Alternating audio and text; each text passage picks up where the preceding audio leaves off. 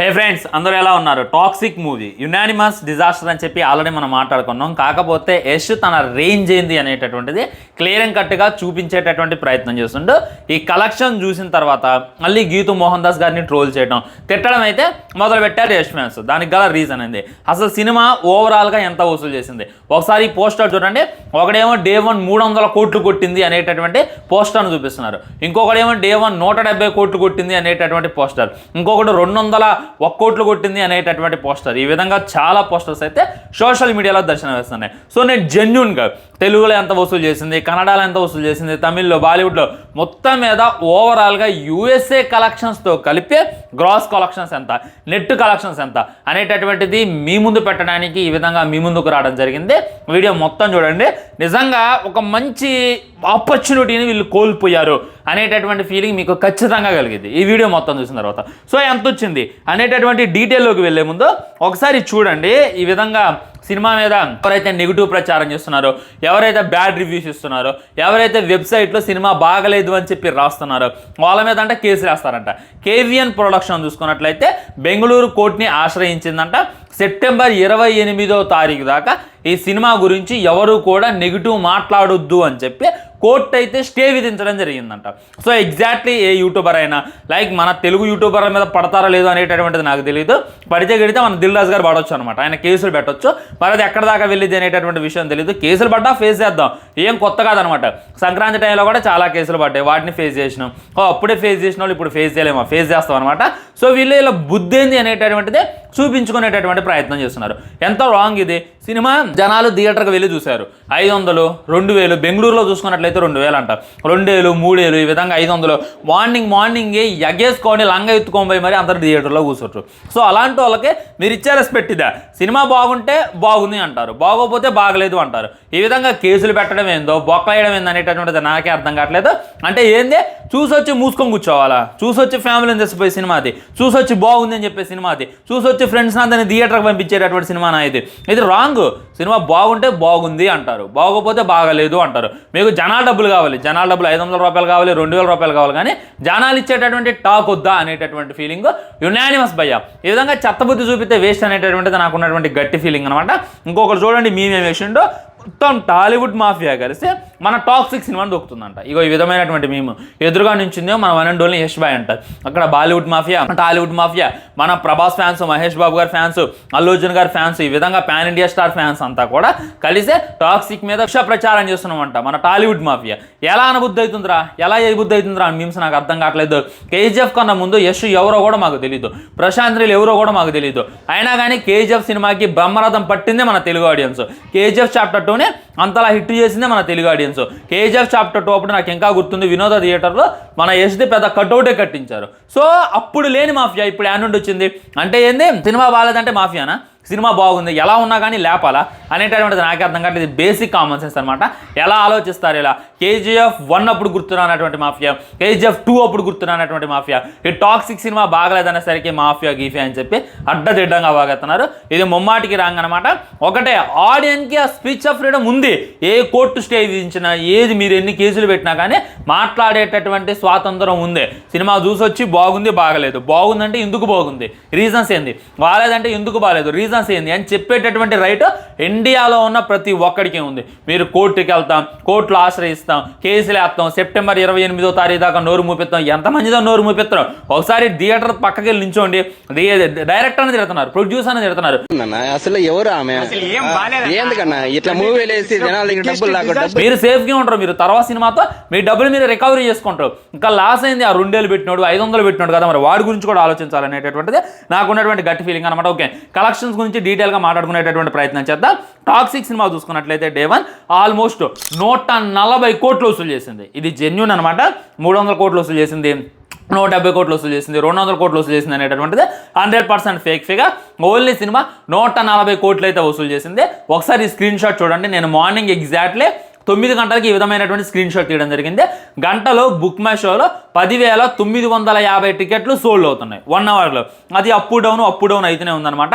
చాలా ఎక్కువ కదా బ్రో అని చెప్పి మీకు అనిపించవచ్చు. ఎగ్జాక్ట్లీ ఈ స్క్రీన్ షాట్ కూడా చూడండి. మన ఇరుముడి సినిమా చూసుకున్నట్లయితే అదే గంటలో 7,000 టికెట్లు సోల్డ్ అవుతున్నాయి. అదేంటి ఇరుముడి సినిమా 7,000 టికెట్లు సోల్డ్ అవుతున్నాయి, టాక్సిక్ సినిమా 10,000 టికెట్లు సోల్డ్ అవుతున్నాయి, టాక్సిక్ తోపు అని అంటారా? అలా ఎలా అయితే మన ఇరుముడి చూసుకున్నట్లయితే రీజనల్ మూవీ, ఓన్లీ తెలుగులో రిలీజ్ చేసినటువంటి సినిమా, దానికి 7,000 టికెట్లు బుక్ అవుతున్నాయి. అంటే మన టాక్సిక్ సినిమా పాన్ ఇండియా లెవెల్లో రిలీజ్ చేసినటువంటి సినిమా. అంటే 7x15 ఆల్మోస్ట్ గంటకి టాక్సిక్ సినిమాకి 70,000 టికెట్లు అమ్ముడు పోవాలి. అప్పుడు అదే స్టాక్ సంపాదించుకున్నట్టు. కానీ ఇక్కడ 10,000 టికెట్లు అమ్ముడుపోతున్నాయి. అండ్ రవితేజ అన్న చూసుకున్నట్లయితే టైర్ 2 హీరో మన దగ్గరే. అండ్ పాన్ ఇండియా లెవెల్ అంత రికగ్నైజేషన్ లేనే లేదు. మన దగ్గర ఏదో అలా చూస్తున్నారు. అది కాక ఇరుముడి సినిమా రిలీజ్ అయితే ఇప్పటికీ 1 వీక్ పైన అవుతుంది. 1 వీక్ పైన రిలీజ్ అయినటువంటి సినిమాని కూడా ఈ టాక్సిక్ సినిమా కాంపిటీషన్ ఇవ్వలేకపోతుంది మొత్తం ఇండియా, మొత్తం ప్రపంచంలో కలుపుకొని. కానీ ఇరుముడి ఓన్లీ 2 రాష్ట్రాల్లోనే దున్నేస్తుంది అనేటటువంటిది క్లియర్ అండ్ కట్గా మీకైతే కానుతుంది అనమాట. ఈ విధంగా టికెట్ రిపోర్ట్స్ అనమాట. ఎన్ని టికెట్లు సోల్డ్ అవుట్ అనేటటువంటిది ఇంకో వీడియో మాట్లాడుకునేటటువంటి ప్రయత్నం చేద్దాం. సో ఓవరాల్గా చూసుకున్నట్లయితే 140 కోట్ల గ్రాస్ని వసూలు చేసింది. ఇండియాలో చూసుకున్నట్లయితే 100 కోట్ల గ్రాస్ని వసూలు చేసింది. 100 కోట్ల గ్రాస్ అంటే ఎక్కువ తక్కువ మీరే చెప్పండి, చాలా తక్కువ. యష్ రేంజ్కి ఇది కరెక్ట్ కాదనమాట. ఏం జరిగిందంటే అందరూ టికెట్లు బుక్ చేసుకున్నారు. అసలు ముందు వీళ్ళ అంచనా ఏంటంటే 200 కోట్ల మార్క్ ఈజీగా దాటిద్దని అందరూ టికెట్లు బుక్ చేసేసుకున్నారు. ఎప్పుడైతే సినిమా మీద నెగిటివ్ రావడం మొదలైందో, ఎప్పుడైతే అందరూ బాగాలేదు అనేటప్పుడు వాళ్ళ ఒపీనియన్ తెలియజేయడం మొదలుపెట్టారో, టికెట్లు క్యాన్సిలేషన్ కూడా జరిగినాయి అంట. మన ఇండియాలోనే బుక్ మై షోలో ఎక్కువ క్యాన్సిలేషన్ జరిగినటువంటి రికార్డు కూడా మన టాక్సిక్ కొట్టింది. ఇంకొంతమంది బుక్ చేసుకొని థియేటర్కి రాలేదంట. చూసుకున్నట్లయితే మొత్తం టికెట్లన్నీ బుక్ అయినాయి అని చెప్పి చూపిస్తుందంట. కానీ థియేటర్లో ఎవడు లేడంట. ఈ కనుక కూడా మన టాక్సిక్ తీసేసుకుంది అనేటటువంటిది క్లారిటీగా క్లుప్తంగా అర్థమవుతుంది. ఓన్లీ ఇండియాలో చూసుకున్నట్లయితే 100 కోట్లు వసూలు చేసింది అనమాట. ఇండియన్ గ్రాస్ చూసుకున్నట్లయితే ఇందాక నేను చెప్పింది నెట్ కలెక్షన్స్ అనమాట. ఇండియన్ గ్రాస్ కలెక్షన్ చూసుకున్నట్లయితే 120 కోట్లు అనేటటువంటిది క్లారిటీగా అర్థమవుతుంది. యూఎస్ఏలో చూసుకున్నట్లయితే 20 కోట్లు. సో ఓవరాల్గా ఇండియన్ గ్రాస్ 120 కోట్లు, యూఎస్ఏలో వచ్చినటువంటి గ్రాస్ 20 కోట్లు, టోటల్గా వరల్డ్ వైడ్ కలుపుకొని యూఎస్ఏ అంటే యూఎస్ఏ కాదు, వీళ్ళు ఎక్కడైతే చెప్పారో అక్కడ ప్రతి కంట్రీ నుండి నేనైతే రెఫరెన్స్ తీసుకొని నేనైతే మీ ముందు పెట్టేటటువంటి ప్రయత్నం చేశాను. ఓవరాల్గా 140 కోట్లు అనేటటువంటిది క్లారిటీగా అర్థమవుతుంది అనమాట. 140 కోట్లు ఏంది భయ్య యష్ రేంజ్. అదే KGF 2 ఎంత కొట్టిండు, Day 1 గట్టిగా కొట్టిండు ఐ థింక్. కాకపోతే తక్కువ పోస్ట్ చేశారు. మన దిల్రాజ్ గారు ఏం చెప్పారంటే KGF చాప్టర్ 2 ఏదైతే ఉందో చాలా వసూలు చేసింది. అది ఎంత వసూలు చేసింది అనేటటువంటిది హోంబాలేక తెలియాలి. కాకపోతే వాళ్ళు ఎందుకో మరి అక్కడ బెంగళూరు గవర్నమెంట్ చాలా అంటే చాలా స్ట్రిక్ట్ ఉంటుందంట.